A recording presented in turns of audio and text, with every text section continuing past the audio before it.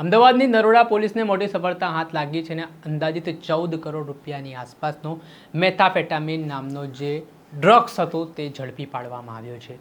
આરોપી આ ડ્રગ્સની ડિલિવરી છે તે અમદાવાદથી મુંબઈ કરવાનો હતો અને તે પહેલાં જ તેને દબોચી લેવામાં આવ્યો છે। અગાઉ આરોપી ડિલિવરી કરી ચૂક્યો હતો અને બીજી વખત તેણે ટ્રેપ મારી, પરંતુ હવે તે નરોડા પોલીસની જાળમાં ફસાયો। શું ખુલાસા થઈ રહ્યા છે, વિગતે વાત કરીએ। વૈષ્ણવજન તો તેને કહીએ જે પીડ પરાઈ જાનાને રે। દર્શક મિત્રો, નવજીવન ન્યૂઝમાં આપનું સ્વાગત છે। હું છું ફૈઝાન। ડ્રગ્સ સામે ગુજરાત પોલીસે રીતસરની જંગ છેડી છે। ડ્રગ્સ માફિયાઓને, પેડલરોને નિસ્ત નાબૂદ કરવા માટે કડક હાથે કાર્યવાહી પણ કરવામાં આવી રહી છે। ત્યારે થોડા સમય પહેલાં જ આ પેડલર છે તે એક ટ્રેપ મારી ચૂક્યો હતો। નરોડા પોલીસને બાતમી મળી કે આ મોહમ્મદ સાજિદ શેખ નામનો પેડલર છે તે બીજી ટ્રેપ મારવા આવી રહ્યો છે। તેની પાસે મેથામેટાફિન નામનો મોંઘીદાટ કિંમતનો ડ્રગ્સ છે અને આ ડ્રગ્સ તે જયપુરથી લાવ્યો છે। અમદાવાદથી બસ મારફતે તે મહારાષ્ટ્ર લઈ જવાનો છે। આ પ્રકારની બાતમી મળતાની સાથે જ નરોડા પોલીસના પોલીસ ઇન્સ્પેક્ટરને સૂચન મુજબ પોલીસના કર્મચારીઓ છે તે વોચ લઈને જે નરોડા પોલીસ સ્ટેશનના બસ સ્ટેન્ડ વિસ્તાર આવેલું છે ત્યાં ગોઠવી જાય છે ને આટલામાં જે આરોપી હતો મોહમ્મદ સાજિદ શેખ તે બેગ લઈને ઉતરે છે। ત્યારબાદ નરોડા પોલીસ તેના બેગની તલાશી લે છે તો તેમાં મોટી માત્રામાં મેથાફેટામીન નામનો ડ્રગ્સ છે તે મળી આવ્યો છે, જેની અંદાજિત કિંમત 14 કરોડ રૂપિયાની આસપાસ છે। 7 કિલો જેટલી તેની ક્વોન્ટિટી છે। આ મામલે શું કહી રહ્યા છે ઝોન 2ના જેસીપી જયપાલસિંહ રાઠોડ, તેમને સાંભળો। આપણે બધા જાણીએ છીએ કે ગુજરાત સરકાર ગૃહ વિભાગ દ્વારા જો નશાની બંધી છે અને રાજ્યમાંથી નાબૂદ કરવા ખાતર પોલીસ કાર્યવાહી કરતી હોય છે। આ જ કડીમાં અમદાવાદ શહેર પોલીસ પણ સમયાંતરે વારંવાર એનડીપીએસની જે પ્રવૃત્તિના નાબૂદ કરવા ખાતર કેસો કરતી હોય છે। ગઈ તારીખ 1/6/2026ના રોજ અમદાવાદ શહેરના ઝોન 4 પોલીસ ડિવિઝન ખાતે જે નરોડા પોલીસ સ્ટેશન છે આમાં આના ઇન્ચાર્જ જે ઇન્સ્પેક્ટર છે SA કટોડિયા આને ખબર મળેલ કે એક વ્યક્તિ છે જે હ્યુમન ઇન્ટના આધારે કે આ કોઈ બાધાજનક વસ્તુ લઈને, ખાસ કરી નાર્કોટિક્સ થઈ શકે તે લઈને આવવાના છે। પોલીસ દ્વારા યોગ્ય આ વિસ્તારમાં વાચ ગોઠવી નાના ચિલોડા સર્કલ પાસે આ વ્યક્તિને રોકી ઓર એનડીપીએસના એક્ટની જે એક્ટના પ્રોવિઝન છે આના અકોર્ડિંગ કાર્યવાહી કરતા આ વ્યક્તિ જેનું નામ મોહમ્મદ સાજિદ મોહમ્મદ ઉસ્માન શેખ, ઉંમર 48 યર્સ, રહેવાસી ગિલવિટ હિલ્સ ચોકી, યુનુસભાઈની ચાલી, અંધેરી વેસ્ટ, મુંબઈ મહારાષ્ટ્રના છે। આને રાઉન્ડ અપ કરી પૂછતાછ કરતાં આ વ્યક્તિ પાસેથી 7 કિલો ઓર 84 ગ્રામ જેટલો મેથામેફાઇન મળેલ છે, જેની કિંમત આશરે 14 કરોડ 16,80,000 જેટલી છે। આ સાથે આ વ્યક્તિ પાસેથી 9,820 રૂપિયા રોકડ પણ મળેલ છે।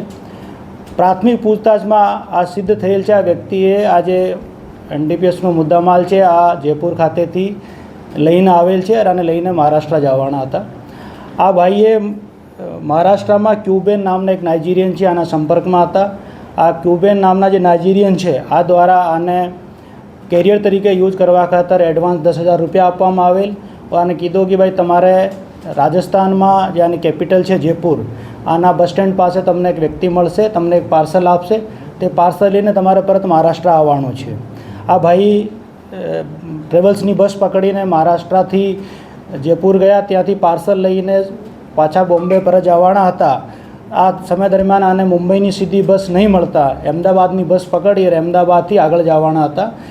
આ દરમિયાન નરોડા લોકલ પોલીસના જે ઇન્ચાર્જ પીઆઈ છે SA કોટડિયાને માહિતી મળેલ ઓર હ્યુમન ઇન્ટના આધારે પોલીસ દ્વારા કાર્યવાહી કરી આ વ્યક્તિને પકડી ધોરણસર એનડીપીએસ એક્ટમાં જે કલમો છે આમાં ગુનો દાખલ કરી અને અટક કરીને આગળની કાર્યવાહી ચાલુ કરવામાં આવેલ છે। મહારાષ્ટ્રનો વ્યક્તિ જે છે એ ક્યાં છે અને કઈ રીતે જોડાયેલો હતો, ટેલિફોનિક રીતે જોડાયેલો હતો, મેસેજથી જોડાયેલો હતો, કઈ રીતે જોડાયેલો?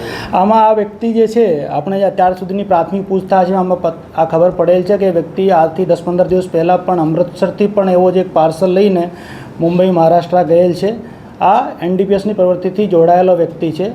આનો ગુનાહિત ઇતિહાસ અમે લોકો અત્યારે ચેક કરીએ છીએ। આ ક્યુબેન નામના જે નાઇજીરિયન છે આથી આ બોમ્બેમાં કોમન ફોન દ્વારા આના સંપર્કમાં આવેલ ઓર આને કેરિયર તરીકે આ ક્યુબેન નામના જે નાઇજીરિયન વ્યક્તિ ત્યાં દ્વારા યુઝ કરવામાં આવતો હતો।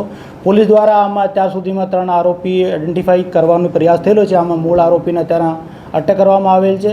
આ સાથે ક્યુબેન નામના એક નાઇજીરિયન વ્યક્તિ, આ વ્યક્તિ જેને આને જયપુરમાં પાર્સલ આપ્યો છે, આને પણ આરોપી તરીકે આ ગુનામાં લેવામાં આવેલ છે. આવા કેટલા કેરિયર ફરતા છે એવું કહે છે કે આવા બીજા લોકો પણ અન્ય રાજ્યોની અંદર ફરી રહ્યા છે એવું?